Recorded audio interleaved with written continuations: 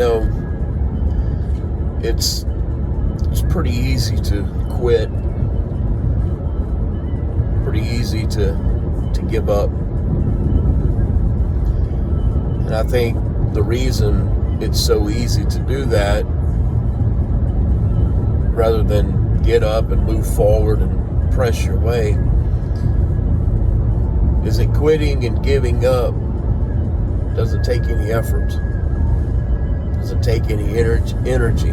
You can just make your mind up and say, that's it, I'm done, and just lay on the couch or just lay in the bed or just stay, to yourself in the four walls.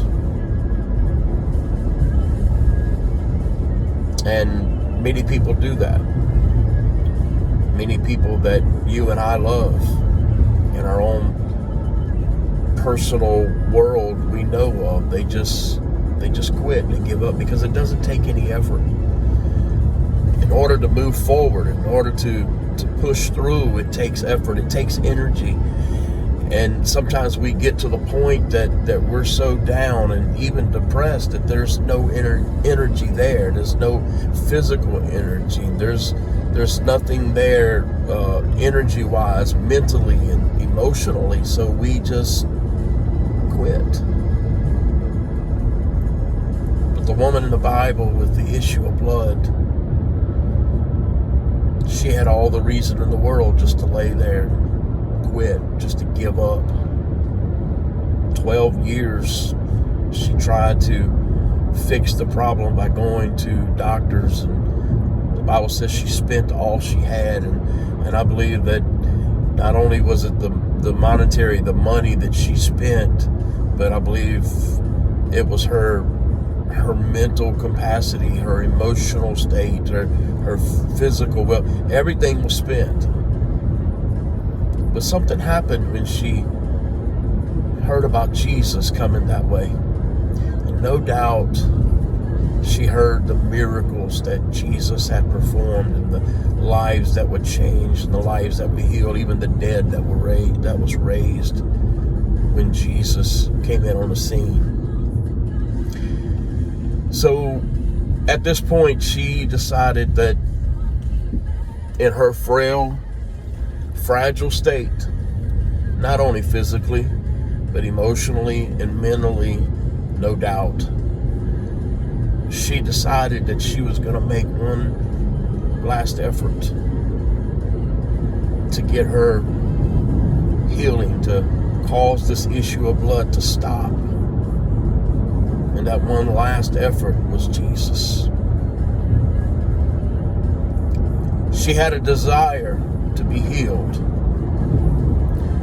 as it states that she spent 12 years seeking this healing, this cure.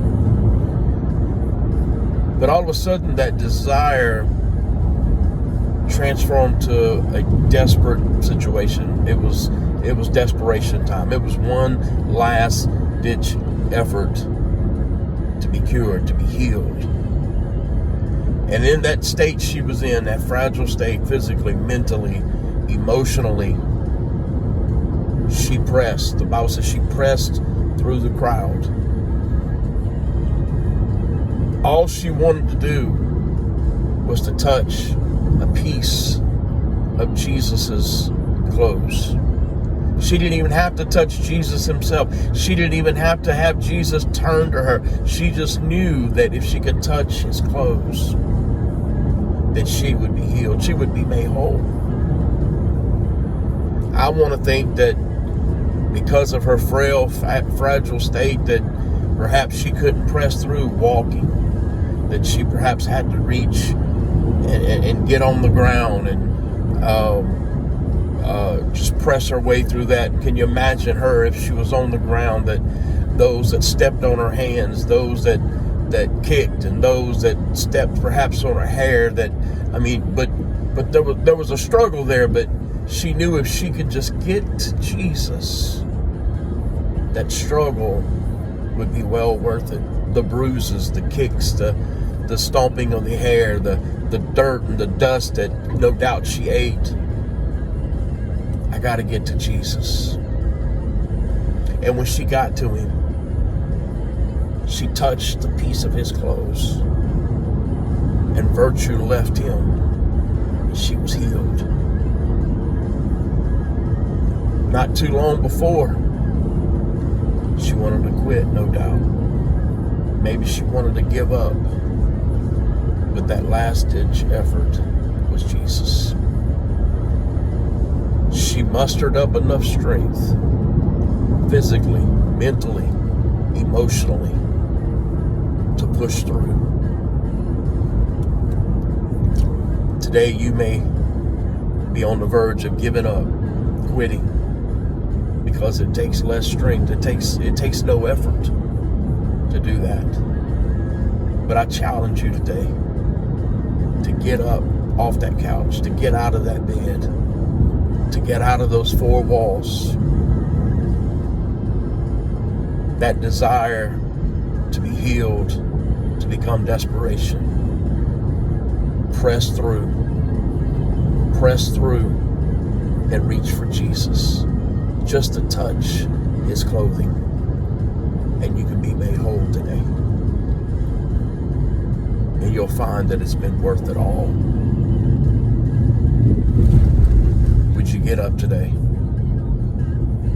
Touch Jesus. Press through. Do what you can. Press through. And if you need someone else to help you, reach out. Reach out to help you touch Jesus. I hope this blesses someone today. God bless you. And as always, every day, choose joy.